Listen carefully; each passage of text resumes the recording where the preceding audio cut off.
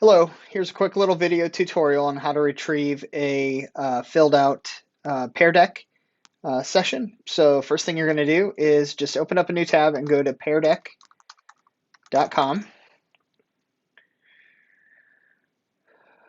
Once you're in Pear Deck, you want to go over here to Teacher Login. Click on that.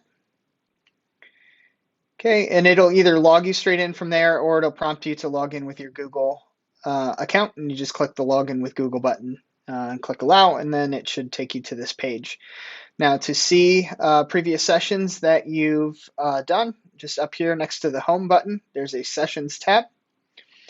And you'll notice that any session that you've completed in Pear Deck will appear in this list. And nothing is ever really gone or deleted. It just, after a session's been around for 30 days or more, it will go to the archived section, which is this right here. But if it's something that you've completed within those 30 days, it should appear here first. So find the session that you would like to access, and you're going to want to go over here to the multiple squares.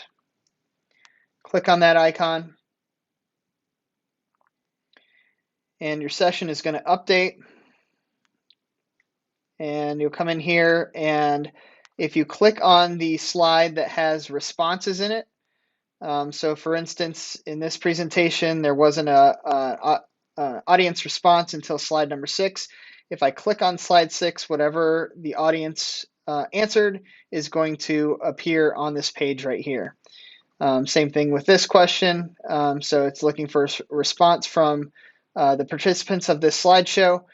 All you have to do is anything that you filled out in here will automatically appear on the screen. So it's not doing that for me here because I haven't actually completed this, but this is where it would appear.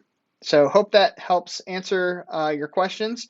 If you have any further questions or want me to just sit down with you one-on-one and give you a tutorial on Pear Deck, I'm more than happy to do that. Just please sign up for an appointment time with me. All right, thank you.